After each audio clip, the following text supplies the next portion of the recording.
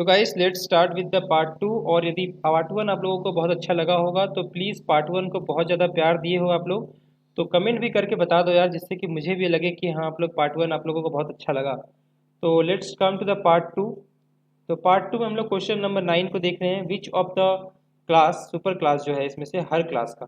तो देखो स्ट्रिंग एक नॉर्मल क्लास है, ऑब्जेक्ट एक ऐसा क्लास है जो कि सभी क्लासेस का सुपर क्लास है। ठीक है, इसमें कोई कंसेप्ट बनता नहीं है, ये आप लोग को याद रखना है कि ऑब्जेक्ट क्लास एक ऐसा क्लास है जो सभी क्लासेस का सुपर क्लास है। ठीक है, क्वेश्चन नंबर 10 में आते हैं। बोल रहा है कौन सा मॉडिफायर है which is use to prevent any method और attribute to be visible to external class. ठीक है, बेसिकली देखो जो मॉडिफायर्स है यहाँ पे चार तरह के मॉडिफायर्स होते हैं, पब्लिक, प्राइवेट, प्रोटेक्टेड और डिफ़ॉल्ट। ठीक है, प्राइवेट एक ऐसा मॉडिफायर है जो कि अपने, मान लो कि किसी मेथड को आप प्राइवेट कर देते हो, मान लो किसी एट्रीब्यूट को आप प्राइवेट कर देते हो, दैट मीन्स उसका एक्सेस आप सिर्फ लिमिटेड कर देते हो उस क्लास के अंदर जिस क्लास के अंदर की वो है। जैसे मान लो कि ये एक क्लास ए है और क्लास ए के अंदर आपने एक आईडी बोल के एक एट्रीब्यूट बनाया। ठीक है, तो ये आईडी को यदि आप प्राइवेट बना देते हो तो इस आईडी का एक्सेस केवल क्लास ए के अंदर ही होगा, क्लास ए के बाहर आप इस आईडी को एक्सेस नहीं कर सकते हो डायरेक्टली। ठीक है, सेम विथ मेथड। तो वही बोल रहा है कौन सा मॉडिफायर है जो कि नॉट विजिबल होता है एक्सटर्नल क्लास के लिए, तो वो प्राइवेट मॉडिफायर है। Question number A will be the right answer. लेकिन हम बाकी को भी समझेंगे ताकि आगे प्रॉब्लम्स ना हो।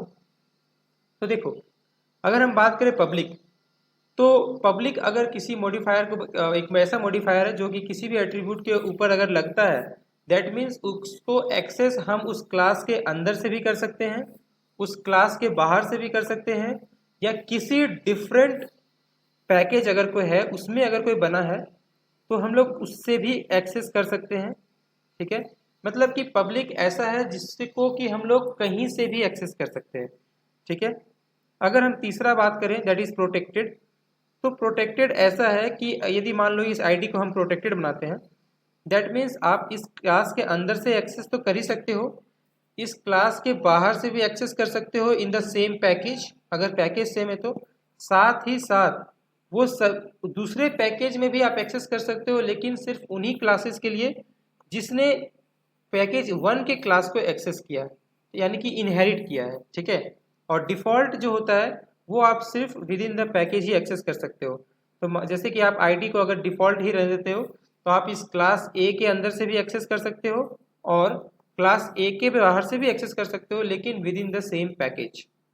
ठीक है, आई होप आपको समझ में आया होगा। ये नहीं आया तो वीडियो को पॉज करो, पीछे जाओ और फिर से देखो। Okay, next question, all the classes can भी एक साथ इंपोर्ट कर सकते हैं। तो मैंने बहुत बार आप लोग को कोडिंग वाले वीडियोस में बताया है कि जब भी आप एक क्लास को इंपोर्ट करना चाहते हो तो आप लिखो इंपोर्ट फाइल नेम पैकेज का और डॉट क्लास का नेम चलता है। यदि आप सब कुछ उसको इंपोर्ट करना चाहते हो तो आप डॉट स्टार लगाते हो। तो इसमें भी कोई कंसेप्ट नहीं है, बट हाँ मैंने इस पर बहुत ज़्यादा बात की है, आप लोगों को पता होगा। Okay, next question, which of the following is the correct declaration of array. ठीक है, एरे का डिक्लेरेशन कौन सा सही कर पा रहा है यहाँ पे, आप लोग देखो बताओ कौन सा सही कर रहा है। तो देखो सबसे पहले इसमें कोई एरर नहीं है, इंट ए आर आर 10 बिल्कुल सही है, लेकिन ये जो है ये आपका बताता है एरे का रेफरेंस, बेसिकली 10 यहाँ पे नहीं होगा। ठीक है, ये आपको बताता है एरे का रेफरेंस कि एरे का एक लोकेशन कहाँ पे होगा, ये आपको एरे डिक्लेयर नहीं कर रहा है। दूसरे नंबर पे आते हैं, तो बिल्कुल ये सही है, लेकिन देखो यहाँ पे साइज मेंशन कर दिया गया है तो ये भी नहीं होगा, ऑप्शन 2 भी नहीं होगा, ऑप्शन 1 भी नहीं होगा। तीसरे नंबर पे आते हैं, तो int A R R new int size 10 बिल्कुल ये सही सिंटेक्स है, तो option C will be the right answer. But multiple choice अगर है तो हम डी को भी चेक करेंगे, इंट ए आर आर, और ये देखो, तो देखो डी जो ऑप्शन है ना वो तभी सही होगा अगर वहाँ पे इंसलाइजेशन भी पूछा है तो, कि देखो यहाँ पर आप एलिमेंट भी इंसलाइज कर दे रहे हो ना एरे में, तो ऑप्शन डी आप तभी मारना जब क्वेश्चन में सब कुछ सही हो। देखो यहाँ पे मैंने सी और डी मार रखा है, लेकिन इसके पीछे कुछ लॉजिक है, मैं वो आपको बताना चाह रहा हूँ कि आपको बोला गया है correct declaration of array size 10, तो करेक्ट डिक्लेरेशन आपका यही बनता है ऑप्शन नंबर सी। डी आपका कोई डिक्लेरेशन करेक्ट नहीं बनता, वो तब बनेगा अगर उसमें लिखा गया कि आप इंसलाइज भी करो एलिमेंट, क्योंकि देखो यहाँ पर एरे 10 एलिमेंट को आप इनिशियलाइज भी कर रहे हो, तो सी और डी देख के मारना, ठीक है। क्वेश्चन भी अच्छे से पढ़ना क्योंकि ऑप्शन आपको लगेंगे कि और ज़्यादा सही होंगे। ओके, नाउ हम लोग मूव करते हैं क्वेश्चन नंबर अब 13 में। तो देखो एक क्लास सॉल्यूशन है, उसके अंदर मेन मेथड है और मेन मेथड के अंदर क्वेश्चन दिया है कि बाइट x इक्वल टू 127। तो जब x प्लस प्लस हम लोग करेंगे तो यहाँ पे बाइट x का जो वैल्यू होगा वो होगा 128, ठीक है। और फिर से जब उस पर प्लस कर देंगे तो x का वैल्यू अब होगा 129 होना चाहिए, लेकिन ऐसा होगा नहीं। क्यों? क्योंकि जो x का टाइप है वो है बाइट, और क्योंकि बाइट टाइप है तो बाइट का जो रेंज होता है वो -128 से 127 तक होता है। तो जब आप 28 के बाद इसको वापस भेजोगे तो ये क्योंकि साइक्लिक होता है नेचर में, ठीक है, तो साइक्लिक नेचर होने के कारण 129 तो जाएगा नहीं, ये क्या करेगा, ये वापस लेके चल जाएगा बैक, और एक बैक चल जाएगा जहाँ पर कि माइनस होगा। जैसे कि देखो यहाँ पे आपको बताना चाहता हूँ, यहाँ 128 है, ठीक है, और ये आपको सीधा जा रहा है ऐसे लेके लास्ट आपको जाएगा 127 तक, ठीक है, ठीक है। तो अब अगर इसको एक और हम बढ़ाते हैं तो ये 128 होगा, बिल्कुल सही है। अब 128 के बाद ये वापस बैग लेके जाएगा 127 में, यानी कि एक साइक्लिक नेचर का होता है, ठीक है। आप इसको 129 नहीं लिख सकते हो। तो ठीक है, नेक्स्ट जाते हैं क्वेश्चन नंबर 14 में। क्वेश्चन नंबर 14 है कि एरे क्या है। तो देखो आप सभी को पता है एरे ऑब्जेक्ट्स है, प्रिमिटिव डेटा टाइप जावा में बस 8 होते हैं। मैंने इस पर डिस्कस किया है आप लोगों से, है ना, इसलिए बोलता हूँ कि कंसेप्ट अच्छे से क्लियर करो। तो देखो यहाँ पर आपको पूरी समझ यहाँ पे हो रही है कि प्रिमिटिव डेटा टाइप तो होगा नहीं, क्योंकि वो 8 होता है और हमने 8 पढ़ रखा है वीडियो पार्ट 1 में, है ना। ऑब्जेक्ट बिल्कुल सही है, ऑब्जेक्ट होता है। ऑब्जेक्ट रेफरेंस तो होता नहीं, क्योंकि एरे में हम लोग एलिमेंट स्टोर करते हैं, मैनिपुलेशन करते हैं, बहुत कुछ करते हैं, और नॉन नहीं होगा, ठीक है। तो ऑब्जेक्ट होगा, ये भी नहीं होगा। अब नेक्स्ट क्वेश्चन पे आते हैं। नेक्स्ट क्वेश्चन है कि आइडेंटिफाई करो कि what can directly access and change the value of RAC race, ठीक है। अब बताओ कौन सा होगा जो डायरेक्टली एक्सेस कर सकता है। तो मैंने अभी जस्ट प्रीवियस वीडियो में शायद बताया था, या इसी वीडियो में बताए थे, हाँ इसी वीडियो में बताए थे कि जो मॉडिफायर होता है उसका कहाँ से कहाँ तक लिमिट होता है। तो देखो यहाँ पे दिया गया है प्राइवेट इंट रेस, तो क्योंकि रेस को बना दिया गया है प्राइवेट, ठीक है। अब देखो रेस को अगर प्राइवेट बना दिया गया है, दैट मीन्स उसका एक्सेस बस सॉल्यूशन क्लास के अंदर ही होगा, उसके बाहर ना तो हम पैकेज के अंदर एक्सेस कर सकते हैं ना किसी और क्लास के अंदर एक्सेस कर सकते हैं। प्राइवेट अगर है तो हम लोग बस सेम क्लास के अंदर से ही एक्सेस कर सकते हैं, यानी B will be the right answer, क्योंकि हम प्राइवेट मॉडिफायर लगे वेरिएबल को केवल उस क्लास से एक्सेस कर सकते हैं जहां पर कि वो वेरिएबल बना है। आई होप गाइज बहुत अच्छे से क्लियर हुआ होगा ये कंसेप्ट आपको। ओके, नेक्स्ट टॉपिक पे जाते हैं, that is question number 16, next question actually. तो देखो यहाँ पे दिया गया है कि आउटपुट बताना है आपको, एक स्ट्रिंग दी गई है और आपको स्ट्रिंग में सब स्ट्रिंग निकालना है, ठीक है। मैंने इस यूआई वाले वीडियो में इसको अच्छे से बताया है, लेकिन यहाँ भी मैं बताऊंगा। देखो एक स्ट्रिंग आपका दिया गया है ए बी सी डी और ई, ठीक है। तो गाइस हम सबको पता है कि जो एरे स्ट्रिंग एक एरे की तरह ऑब्जेक्ट को लेटर्स को लेता है, ठीक है। और स्ट्रिंग का जो स्टार्ट होता है इंडेक्स वो 0 से स्टार्ट होता है, 0 1 2 3 और 4, राइट। अब बोल रहा है कि आपको सब स्ट्रिंग निकालना है 1 से 3 तक का।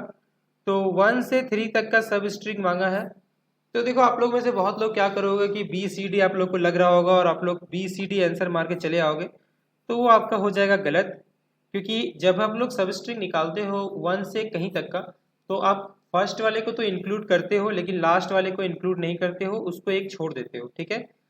तो यहाँ पर जो आपका सब स्ट्रिंग बनेगा वो 1 और 2 सिर्फ बनेगा, 3 नहीं बनेगा। तो 1 और 2 सिर्फ बी और सी है, तो option B will be the right answer, C नहीं होगा।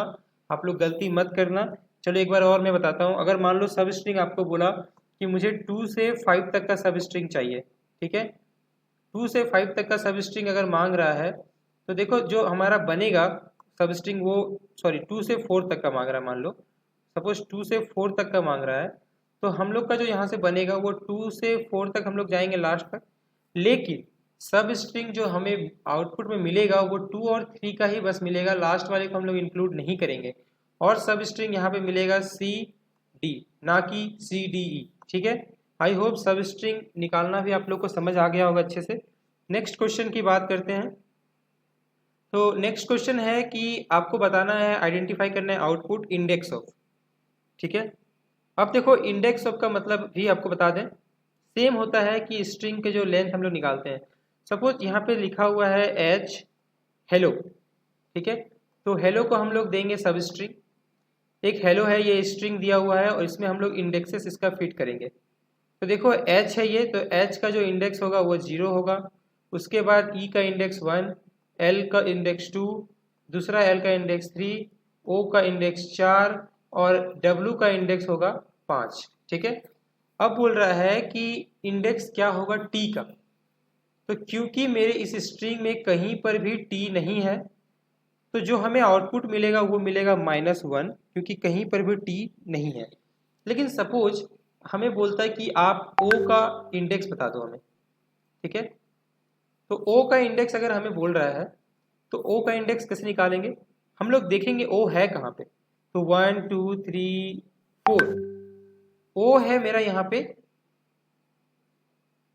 तो ओ मेरा यहाँ पे देखो है 4th वाले इंडेक्स पे, तो हम लोग सिंपली 4 को यहाँ पे प्रिंट कर रहे होंगे, तब हमें मिलेगा 4 अगर हमें ओ का इंडेक्स बोला है तो। लेकिन अभी हमें टी का इंडेक्स बोला है तो वो होगा -1 will be the right answer. ठीक है, नेक्स्ट क्वेश्चन पे जाते हैं, that is question number 18। Question number 18 will be the last question for the part 2 and from the part 3 we will discuss the next questions. तो देखो part 2 में हम लोग लास्ट क्वेश्चन 18 देख रहे होंगे। 18 है कि पब्लिक क्लास टेस्ट है, स्ट्रिंग 1 1 2 आपको कॉन्केट करना है। कॉन्केट मतलब होता है दोनों स्ट्रिंग को ऐड हो जाना, 1 2 दोनों स्ट्रिंग कुछ इस तरह से ऐड हो जाएगा, आउटपुट ये आएगा। ठीक है, तो इसी के साथ हम लोग पार्ट 2 को ख़त्म कर रहे हैं। नेक्स्ट वीडियो में मिलते हैं पार्ट 3, जहाँ पर हम लोग और भी क्वेश्चंस को डिस्कस करेंगे। फिलहाल के लिए दीजिए मुझे अलविदा और मिलते हैं नेक्स्ट वीडियो में। और सब्सक्राइब कर दो चैनल को, क्योंकि बहुत ज़्यादा मेहनत लग रही है इस वीडियो बनाने में। Thank you everyone.